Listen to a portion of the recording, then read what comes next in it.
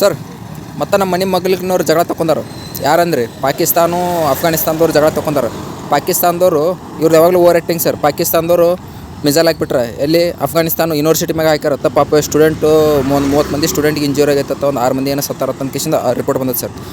ಅವರು ಅಫ್ಘಾನಿಸ್ತಾನ ತಾಲಿಬಾನ್ದವ್ರು ಅವ್ರು ಕುಂದಿರ್ತಾರನ್ ಸರ್. ಅವ್ರು ಇಂಥದ ಕಾಯ್ತಿರ್ತಾರೆ. ಅವ್ರು ಹೊಳ್ಳಿ ರಿಟರ್ನ್ ಅಟ್ಯಾಕ್ ಮಾಡ್ರೆ ಇವ್ರು 6 ಮಂದಿ ಪಾಕಿಸ್ತಾನ ಸೋಲ್ಜರ್ಸ್ನ ಹೊಡೆದ್ಬಿಟ್ರೆ. ಅವರು ಏನು ಕಲ್ಲು ತೊಗೊಂಡು ಹೊಡೆದಾವೋ ಏನು ಹೊಡೆದಾವೋ ಗೊತ್ತಿಲ್ಲ. ಯಾಕಂದ್ರೆ ಅವ್ರ ತಾಯಿಲ್ಲ ಹೈಟೆಕ್ ವೆಪನ್ನೇ ಇಲ್ಲ ಅಫ್ಘಾನಿಸ್ತಾನದವ್ರಲ್ಲಿ. ಒಬ್ಬ ಸೋಲ್ಜರ್ನ ಜೀವಂತಲೇನೆ ಹೊತ್ತೊಂದೋಗ್ಯಾರತ್ತ. ನೋಡ್ಬೇಕು ಸರ್, ಇದು ಏನಾಗುತ್ತೋ ಏನಿಲ್ಲ ಗೊತ್ತಿಲ್ಲ. ಯಾಕಂದ್ರೆ ಜೀವಂತಲೇ ಹೊತ್ತೊಂದು ಹೋಗ್ಬಾರ್ದು, ಇಲ್ಲಿ ಪ್ರೆಷರ್ ಭಾಳ ಕ್ರಿಯೇಟ್ ಆಗುತ್ತೆ ಸರ್. ಇವು ಪಾಕಿಸ್ತಾನ ನೋಡ್ರಿ ಎಷ್ಟು ಓವರ್ ಆ್ಯಕ್ಟಿಂಗ. ಶಾಂತಿ ಪ್ರಿಯರು ಹೊತ್ತು ಇವ್ರು ಪೀಸ್ ಟಾಕರ್ಸ್ ಅತ್ತ. ಅಮೇರಿಕನ್ ಇರಾನ್ ಕರೆಸಿ ಶಾಂತಿಲಿಂದ ಮಾತಾಡಿಸಿ ರಂಬಿಸಿ ಕಳ್ಸೋರಿದ್ರು. ತಮ್ಗೆ ಶಾಂತಿ ಅನ್ನೋದು ಗೊತ್ತಿಲ್ಲ. ಶಾಂತಿ ಅನ್ನೋ ಡೆಫಿನಿಷನ್ ಅವ್ರಿಗೆ ಗೊತ್ತೈತಿ ಇಲ್ಲ ಯಾರಿಗೆ ಗೊತ್ತು. ಮತ್ತು ಇವ್ರು ಶಾಂತಿ ಪ್ರಿಯರತ್ತ ಮಂದಿ ಜಗಳ ಬಿಡ್ಸಕ್ಕೆ ಹೋಗೋರು. ಇವ್ರು ತಮ್ಮ ಜಗಳ ಬಗೆಹರಿಯೋಲ್ದು. ಈ ಕಡೆ ಅಫ್ಘಾನಿಸ್ತಾನದವ್ರು ಹೊಡ್ಯಾಕತ್ತಾರೆ, ಬಲೂಚಿಸ್ತಾನದವ್ರು ಹೊಡ್ಯಾಕತ್ತಾರೆ. ಇನ್ನೂ 8 ಮಂದಿ ಹೊಡಿಬೇಕು. ಹಂಗೆ ನಾವು ಅವಾಗ ಹೋಗಿ ಸೆಲೆಬ್ರೇಷನ್ ಮಾಡಿಬಿಡ್ತೀವಿ.